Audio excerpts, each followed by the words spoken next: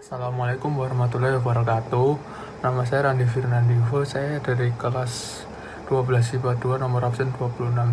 Saya Ratu Ferai nomor absen 27. Perkenalkan, saya Rafael Dua Sadunata absen 28. Saya Sabrina Fauzia Putri nomor absen 29. Kami dari kelompok 6 yang akan menjelaskan tentang bab 9 yaitu teknologi digital. Nah, di sini saya yang akan menjelaskan tentang subbab A dan B. Sebelum memasuki subbab A dan B, saya akan menjelaskan terlebih dahulu pengertian dari teknologi komunikasi digital. Teknologi komunikasi digital adalah teknologi yang berbasis sinyal elektrik komputer. Sinyalnya bersifat terputus-putus dan menggunakan sistem bilangan biner. Bilangan biner tersebut akan membentuk kode-kode yang mempresentasikan suatu informasi tertentu. Kode digital tersebut nantinya akan mampu dimanipulasi oleh komputer. Bentuk manipulasinya bisa berupa penambahan intensitas cahaya pada gambar, sehingga gambar yang ada menjadi lebih terang atau gelap, meningkatkan ketajaman gambar yang kurang fokus, serta memperbaiki warna pada bagian tertentu dari gambar. Selanjutnya masuk ke subbab A, yaitu perbedaan antara teknologi digital dan teknologi analog. Teknologi digital pada dasarnya hanyalah sistem menghitung sangat cepat yang memproses semua bentuk informasi sebagai nilai-nilai numerik. Sedangkan teknologi analog pada dasarnya hanyalah alat yang sederhana dengan program yang tertentu, seperti komputer analog. Komputer analog pada dasarnya adalah alat ukur. Selanjutnya masuk ke subbab B, yaitu perkembangan teknologi digital. Nah, di sini dibagi 3 tahap. Yang pertama adalah perkembangan komputer. Pengolahan data dengan menggunakan komputer dikenal dengan nama pengolahan data elektronik (PDE) atau Electronic Data Processing (EDP). Pengolahan data adalah manipulasi dari data ke dalam bentuk yang lebih berguna dan lebih berarti, berupa informasi dengan menggunakan suatu alat elektronik, yaitu komputer. Tahun 1940, era baru komputer elektrik dimulai, yaitu sejak ditemukannya komputer elektrik yang menerapkan sistem aljabar boolean. Pada dekade 1980-an, komputer menjadi mesin yang akrab bagi masyarakat umum di negara maju, dan jutaan orang membeli komputer untuk digunakan di rumah. Lalu yang kedua yaitu ada lahirnya World Wide Web atau WWW. Sejarah web bermula di European Laboratory for Particle Physics yang lebih dikenal dengan nama CERN, Prancis. Tim Berners-Lee dan peneliti lainnya dari CERN mengusulkan suatu protokol sistem distribusi informasi di internet yang memungkinkan para anggotanya yang tersebar di seluruh dunia saling membagi informasi dan bahkan untuk menampilkan informasi tersebut dalam bentuk grafik. Web browser pertama dibuat dengan berbasiskan pada teks. Untuk menyatakan suatu link, dibuat sebarisan nomor yang mirip dengan suatu menu. Berners-Lee menulis ulang program komputernya dan berhasil menciptakan browser, sejenis perangkat penjelajah internet. Ia juga membuat beberapa halaman web yang bisa diakses. Ini adalah versi pertama dari World Wide Web, nama yang dicetuskan sendiri oleh Berners-Lee dan biasa disingkat dengan WWW. Yang ketiga yaitu ada situs jejaring sosial. Situs jejaring sosial merupakan sebuah web berbasis pelayanan yang memungkinkan penggunanya untuk membuat profil, melihat list pengguna yang tersedia, serta mengundang atau menerima teman untuk bergabung dalam situs tersebut. Hubungan antara perangkat mobile dan halaman web internet melalui jaringan sosial telah menjadi standar dalam komunikasi digital. Kejayaan situs jejaring sosial mulai diminati mulai dari tahun 2000-an, serta 2004 muncul situs pertemanan bernama Friendster. Lanjut ke tahun-tahun berikutnya, tahun 2005 dan seterusnya muncul situs-situs seperti MySpace, Facebook, Twitter, YouTube, Instagram, dan lain-lain. Lalu di sini masuk ke latihan soal. Nomor 1 ada pertanyaan, yaitu tuliskan perbedaan teknologi digital dan teknologi analog. Nah, seperti yang sudah saya jelaskan di awal tadi, teknologi digital pada dasarnya adalah sistem menghitung sangat cepat yang memproses semua bentuk informasi sebagai nilai-nilai numerik.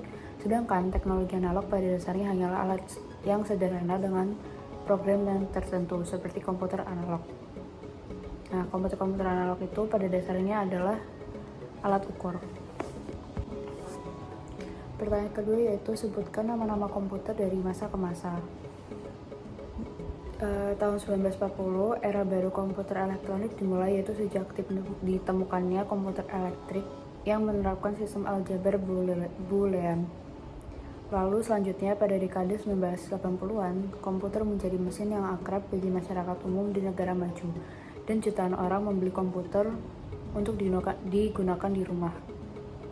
Dan kejayaan situs jejaring sosial mulai diminati mulai dari 2000-an sampai 2004. Lalu pada 2005 dan seterusnya muncul situs-situs seperti MySpace, Instagram, Facebook, Twitter, YouTube, dan lain-lain.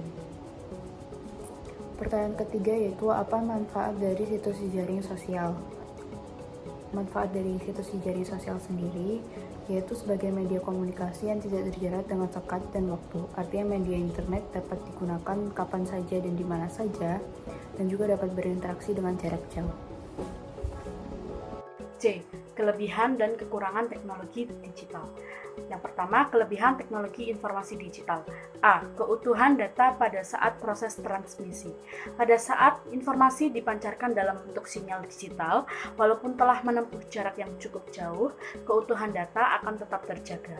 B. Sistem komunikasi yang fleksibel. Teknologi digital melalui teknologi Integrated Service Digital Network atau dikenal dengan jaringan telekomunikasi digital pelayanan terpadu dapat menghantarkan berbagai informasi dalam sebuah jaringan tunggal. Contohnya, alat yang digunakan untuk transfer data dengan metode tersebut adalah kabel data dan flash disk. C. Efisiensi biaya. Alat-alat pada teknologi digital lebih stabil, praktis, dan memiliki daya tahan yang lama dalam pemakaiannya. Hal tersebut menyebabkan biaya pemeliharaan menjadi lebih sedikit. Hal ini dikarenakan adanya teknologi Integrated Circuit atau IC yang dikenal dengan sebutan chips. Selanjutnya, yang kedua, kekurangan teknologi informasi digital. A. Kesalahan pada saat digitalisasi. Pada saat proses perubahan sinyal analog ke sinyal digital, konsep informasi ada pada dunia nyata akan melewati digitalisasi. Konsep informasi tersebut akan diubah menjadi sinyal. Hal ini perlu dikhawatirkan jika konsep informasi yang asli terdapat pada dunia nyata tersebut, maka tidak dapat terrepresentasikan dengan baik saat digitalisasi. B. Dominasi dunia oleh teknologi analog. Banyak bentuk informasi komunikasi yang menggunakan sistem analog. Perangkatnya pun menggunakan perangkat analog, sehingga untuk menikmati layanan teknologi digital kita harus menggunakan analog digital converter atau ADC dan digital analog converter atau DCA. C. Investasi publik. Untuk menikmati layanan digital secara keseluruhan, maka harus digunakan pengganti alat komunikasi seperti telepon, televisi, dan radio dari yang sebelumnya berbasis teknologi analog menjadi teknologi digital. Hal ini menyebabkan masyarakat menggunakan biaya yang tidak sedikit. Terlebih lagi, teknologi ini masih tergolong teknologi baru. Latihan soal. Nomor 1, mengapa gangguan berupa cuaca buruk dan noise tidak akan mempengaruhi transmisi sinyal digital? Jelaskan. Gangguan berupa cuaca buruk dan noise tidak akan mempengaruhi transmisi sinyal digital. Hal tersebut terjadi karena pada repeater at station, sinyal digital akan mengalami regenerasi. Sinyal-sinyal yang rusak akan diganti dengan sinyal-sinyal yang baru. Nomor 2, apa yang Anda ketahui tentang integrated circuit? Sebutkan pula manfaat dari integrated circuit atau IC bagi teknologi komputer.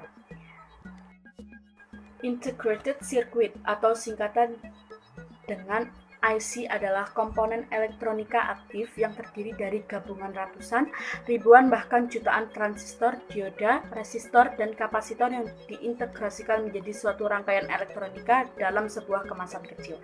Fungsi IC sendiri bagi komputer yaitu bekerja dengan dasar pengoperasian bilangan biner logik atau bilangan dasar. Selanjutnya, nomor 3, apa yang dimaksud dengan analog digital converter atau ADC dan digital analog converter atau DCA? Jelaskan. Analog digital converter atau sering disingkat dengan ADC adalah rangkaian yang mengubah nilai tegangan kontinu menjadi nilai biner yang dapat dimengerti oleh perangkat digital sehingga dapat digunakan untuk komputasi digital.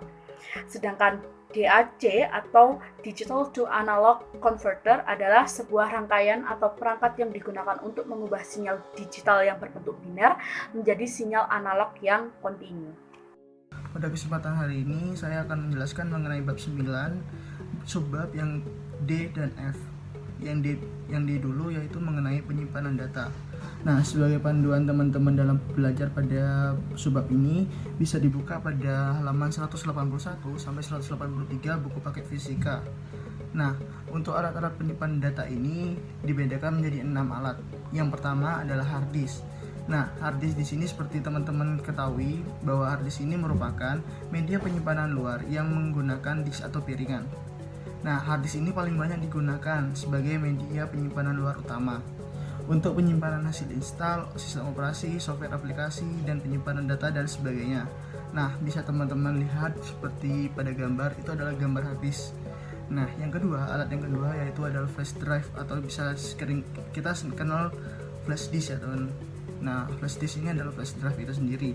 Nah, flash drive ini merupakan teknologi pengembangan dari zip drive yang menggunakan teknologi flash.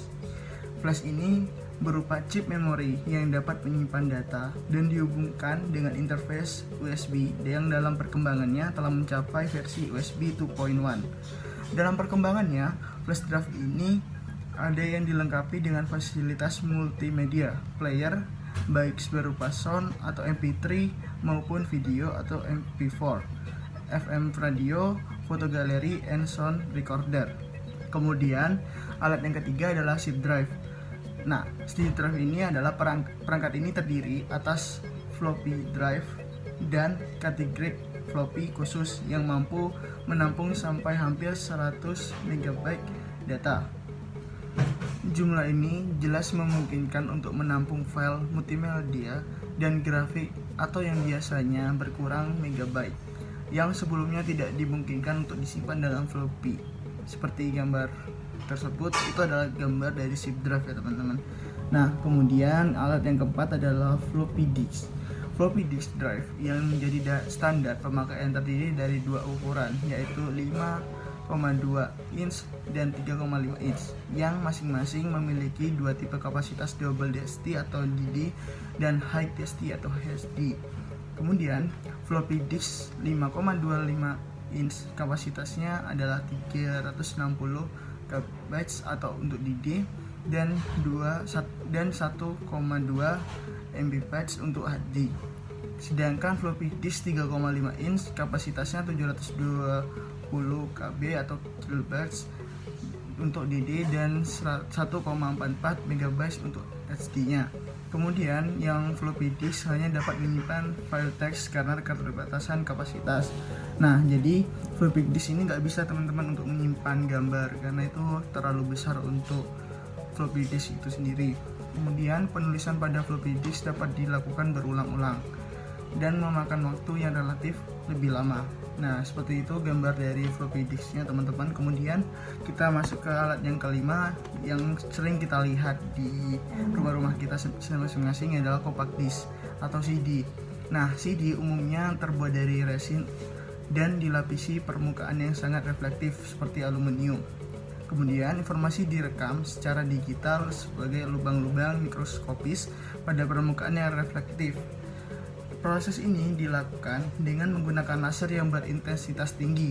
Informasi dibaca dengan menggunakan laser berintensitas rendah yang menyinari lapisan bening tersebut sementara motor memutar disk. Nah, itu adalah cara kerja dari CD itu sendiri teman-teman. Kemudian kita masuk ke alat yang keenam. Nah, alat yang keenam yaitu yang sering kita dengar yaitu DVD. Nah, DVD ini adalah generasi lanjutan dari teknologi penyimpanan dengan menggunakan media optical disc. DVD memiliki kapasitas yang jauh lebih besar daripada CD ROM biasa, yaitu mencapai 9 GB.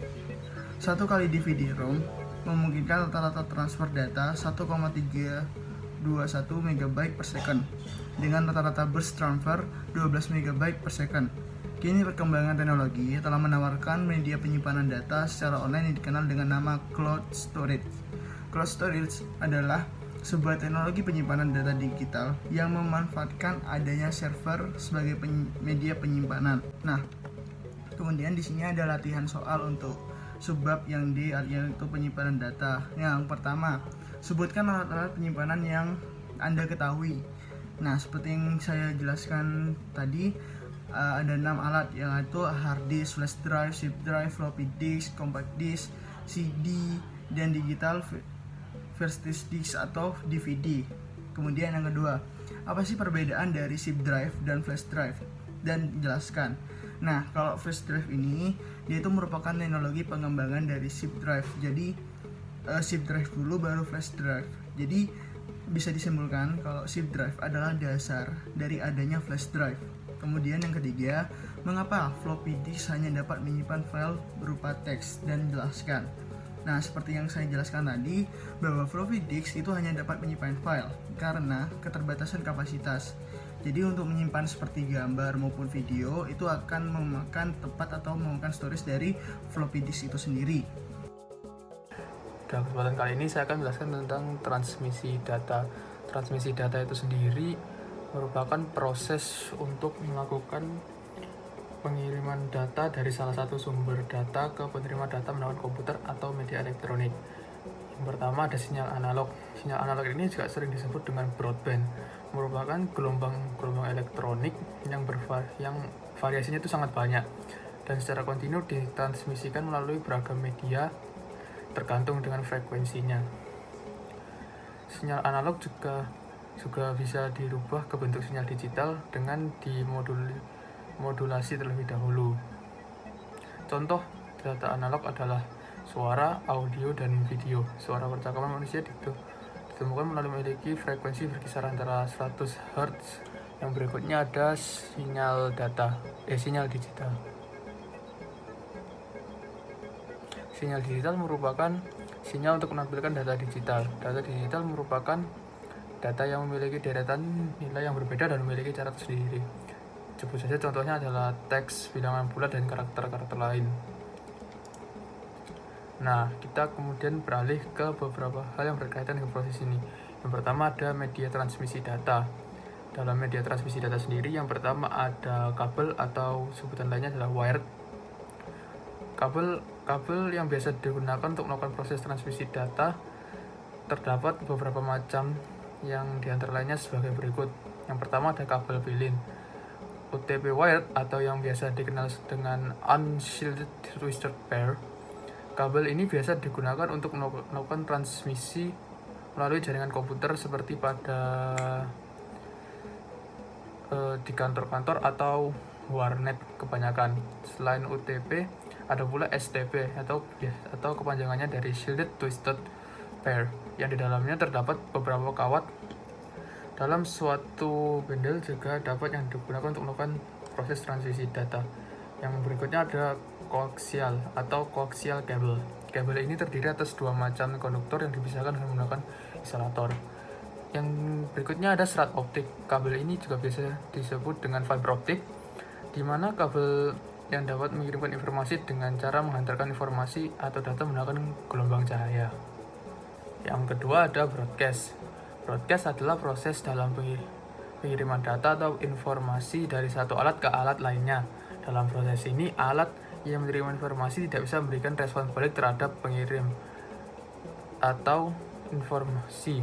Beberapa contoh yang menggunakan jalur transmisi broadcast adalah pemancar radio atau pemancar televisi, serta mengirim email menggunakan mailing list.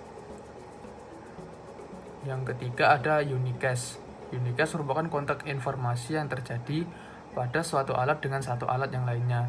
Contohnya, sewaktu menggunakan telepon, ketika salah satu telepon digunakan untuk menghubungi salah satu telepon yang lain, maka selain kedua telepon yang berhubungan tersebut tidak dapat menghubungi salah satu dari telepon yang sedang terkoneksi atau terhubung tersebut, atau biasanya akan terputus dengan sendirinya.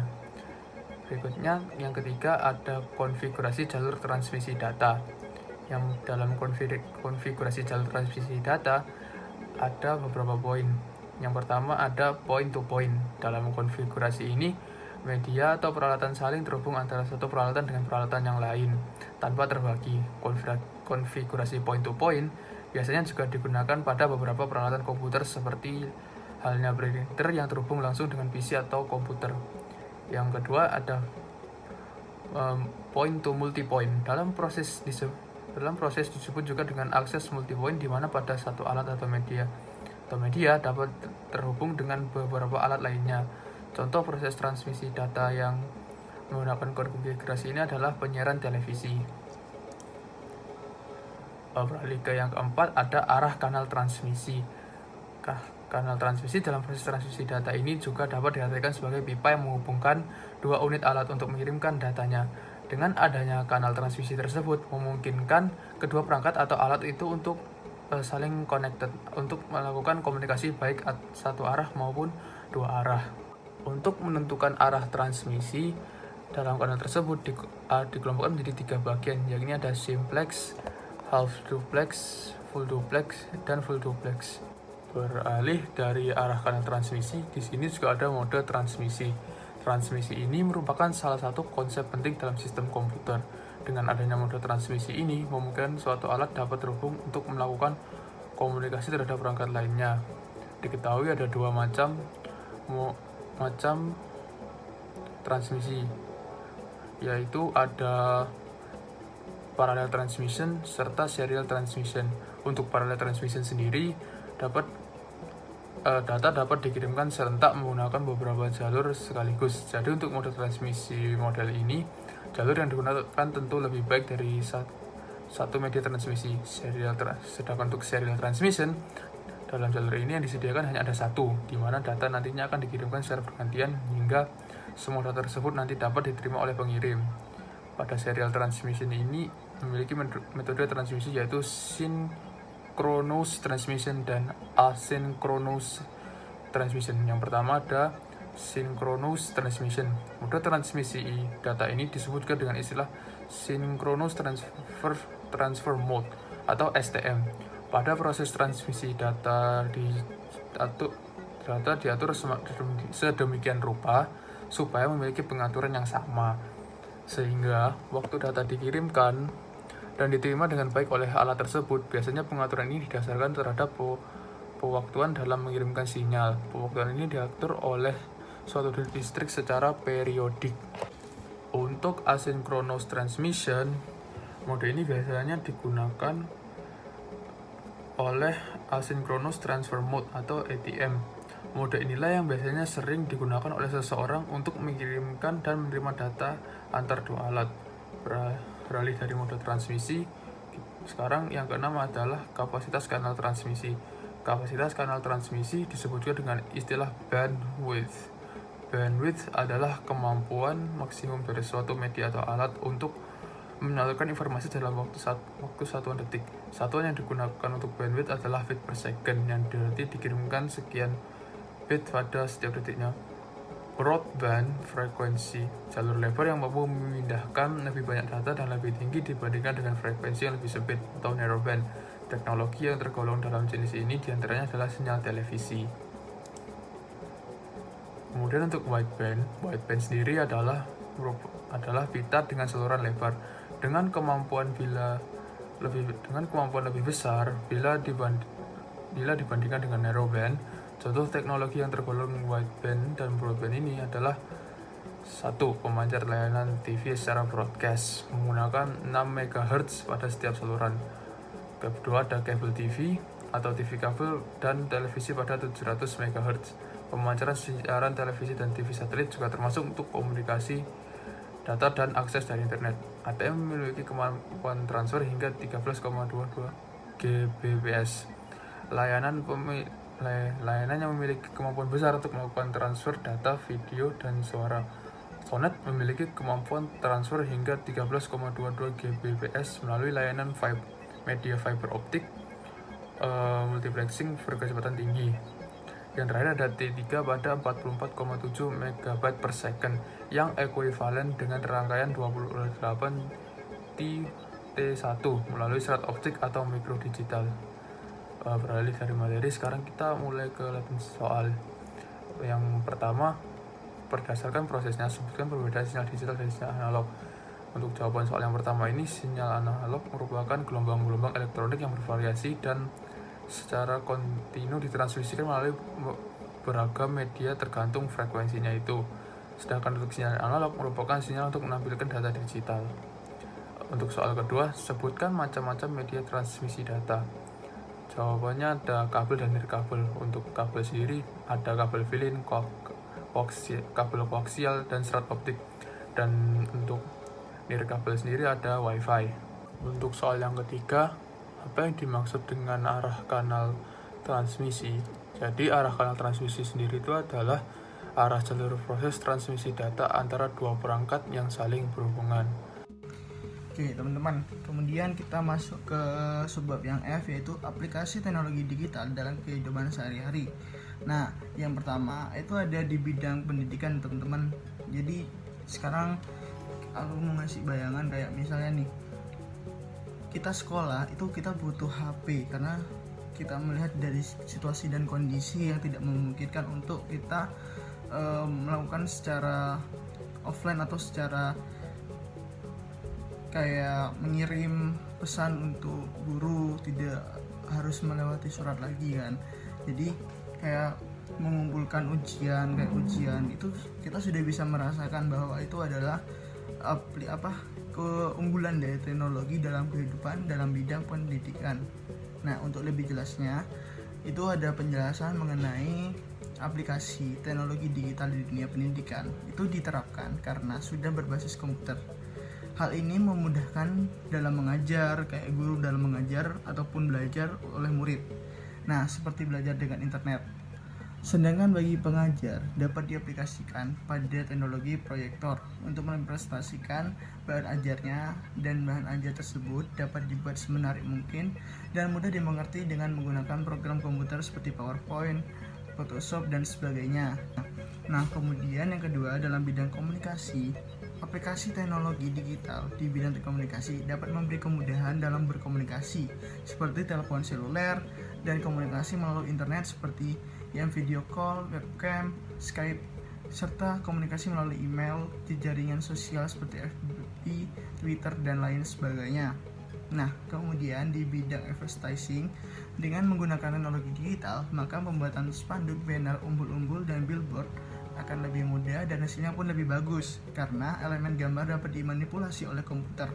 Bentuk manipulasinya dapat berupa penambahan intensitas cahaya pada gambar sehingga gambar yang ada menjadi lebih terang ataupun gelap. Nah, meningkatkan juga nih ketajaman gambar yang kurang fokus serta memperbaiki warna pada bagian tertentu dari gambar.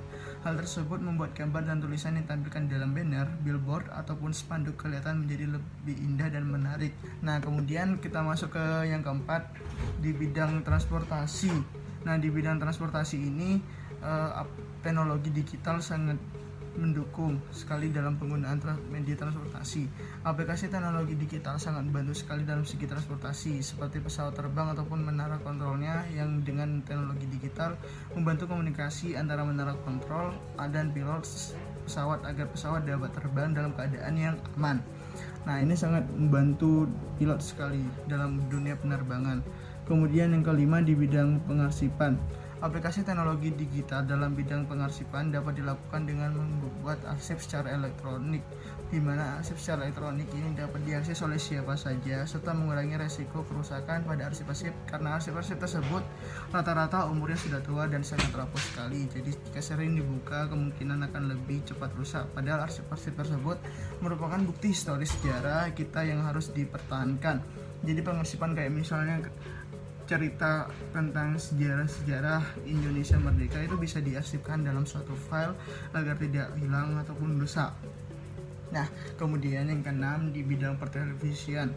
Penggunaan televisi digital merupakan salah satu aplikasi dari teknologi digital yang memiliki keunggulan dalam kualitas gambar ataupun suara, penghematan yang luar biasa dalam hal lebar bandwidth sinyal siaran, serta lebih banyak channel yang bisa ditawarkan ke pemirsa.